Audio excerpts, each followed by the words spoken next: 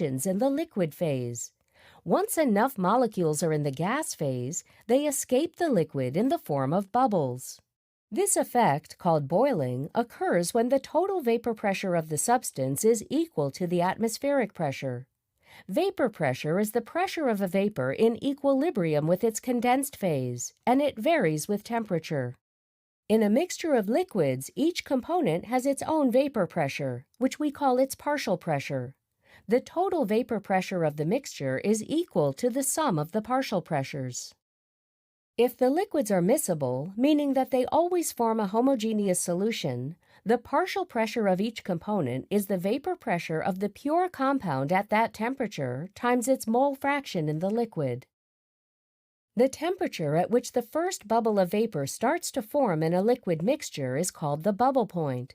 For a pure liquid, both the bubble point and the temperature at which vapor starts to condense, or the dew point, are the same as the boiling point.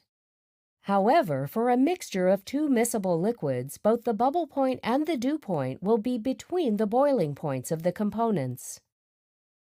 When the mixture first boils, the vapor is rich with the compound with the lower boiling point, or the more volatile compound. This increases the proportion of the compound with the higher boiling point, or the less volatile compound, in the liquid mixture. Distillation is a separation technique that takes advantage of this phenomenon. In a simple distillation, a homogeneous liquid mixture is boiled. The rising vapor then enters the inner chamber of a water-cooled condenser. The vapor condenses to a liquid called the distillate, which is then collected in a separate vessel.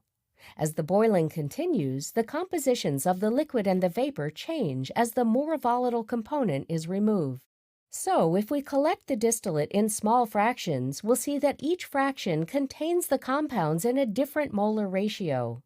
As the proportion of the less volatile component in the liquid mixture increases, so do the bubble point and dew point. Plotting the mixture's bubble and dew points versus the mole fractions of the components makes a boiling point diagram. Once we have this diagram, we can use the dew point curve to determine the composition of the vapor at a given temperature.